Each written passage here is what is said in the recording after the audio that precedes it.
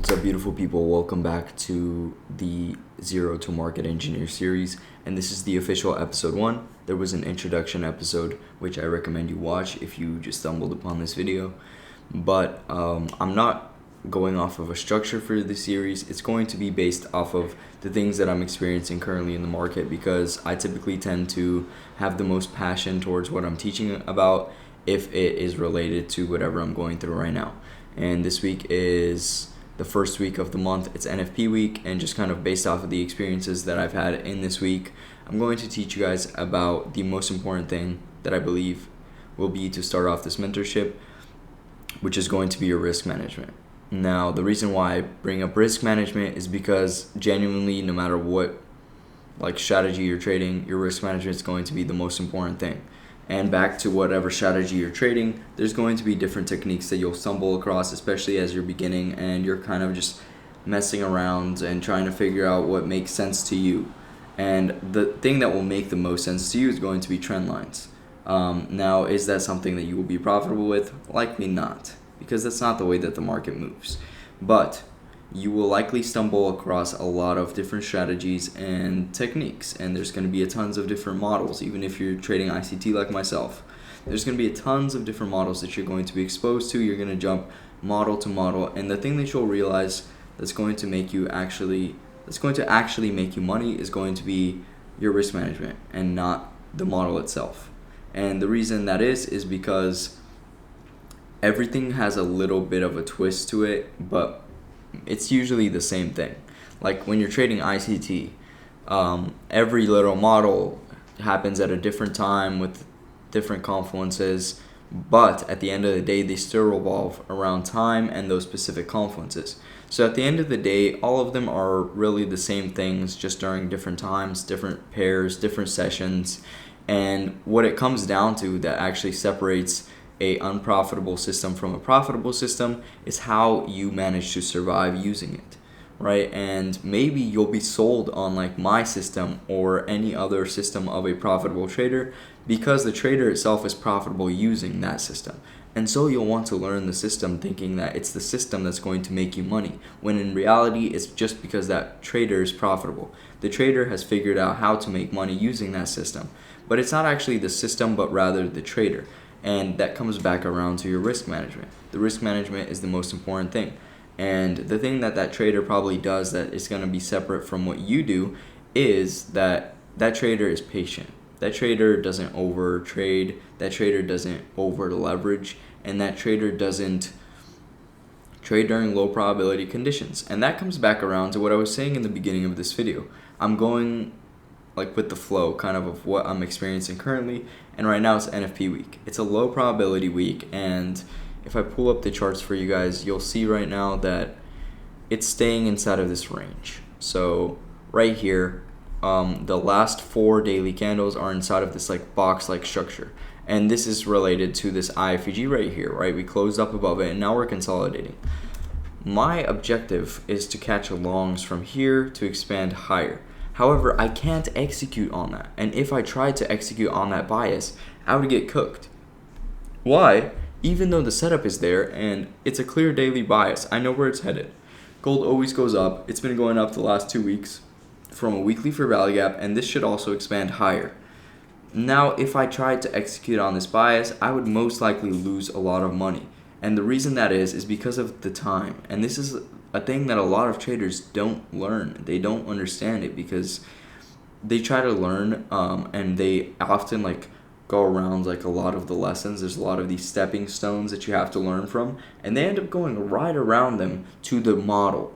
But the thing that makes that model profitable with that specific trader that they're learning from is all these previous things that this trader learned, like your risk management, your psychology, whatever else that would be, time. And so what you'll have to learn is that there's some times in the market where it's not going to move. It could be some economic condition like a bank holiday. It can be a low probability day with no red folder news, no economic news. Or it could be a week like the first week of every month, which is NFP. And so typically up until NFP, it starts consolidating and eventually the market doesn't move anywhere. So in this case, it wouldn't be the best time to be looking for a trade. And even though you know this like model with ICT and fair value gaps, you wouldn't be able to take a profitable trade because the market is consolidating. So even though it wants to go up, there's going to be those random moves that just don't make sense to you. Like if we take another look at this, like look right here.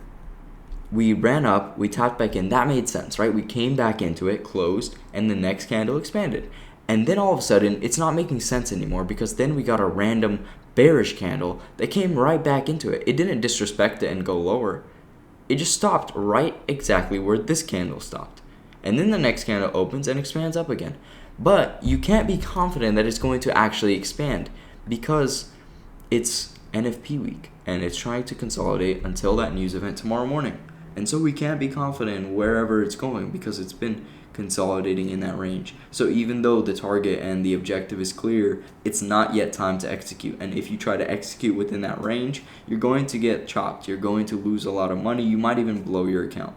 And that's what a lot of people do. And I'm always getting DMs of people saying, "Oh, why isn't it moving? Why did I blow my account? Like I've been trying to trade this system, but it's just not working." And it could be like a new student that just joins my mentorship and learns one of my models. And they say that same exact stuff. Like, I've been watching this model and it worked and all of a sudden it doesn't work anymore. And I'm like, buddy, like you missed out a key component of what I teach. And that's first of all your psychology and then patience. Like you have to know during those low probability times, you should simply step away from the market. You can go trade it with demo funds just if like you want to learn some more.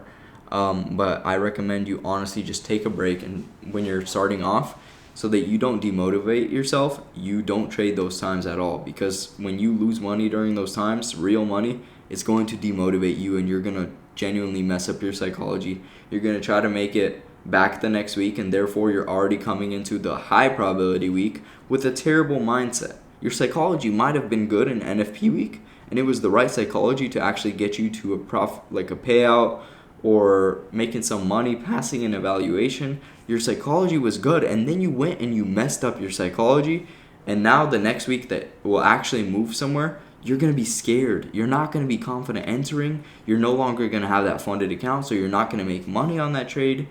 Maybe you blew your live account and you can't deposit anymore, or you have to wait a little bit for your deposit. And all these conditions go into making money as a day trader. You want to think long term. You want to think survival and being able to execute when the opportunity comes. And you're not going to be able to execute when the opportunity comes if you don't survive. So this is episode 1 of this series, Zero to Market Engineer. And the reason why I'm starting this first one off, not on the charts, is because your risk management is going to be the most important thing. And the next important thing is going to be knowing those low probability times, knowing those low probability conditions when you shouldn't be in the market. I already mentioned a few of them. You can go do your research because I don't know when I'm going to upload the next video for this series, but they're coming. So just keep an eye out, drop a subscribe. If you want to join my Instagram page, if you found me from YouTube, that's going to be linked in the caption. I show a lot of stuff on the stories of everything that I do. I also have the broker that I trade with below and my Telegram group where I send out typically my weekly analysis. If I don't make a trade recap video, it's typically going to be in the Telegram. Alrighty, catch you guys in the next video. I hope you guys learned something and you're preparing yourself to do this profitably. Remember, there's no rush. This is a skill set that you can learn and take with you for the rest of your life, no matter what you're doing, whether you want to do this full time or you want to work a job and still make some more money on the side. This is the way you do it. Genuinely learning how to invest. I'm not even teaching you how to trade. This type of psychology is going to teach you how to properly invest. It's going to teach you how to properly manage your money and become a successful individual no matter what you're doing.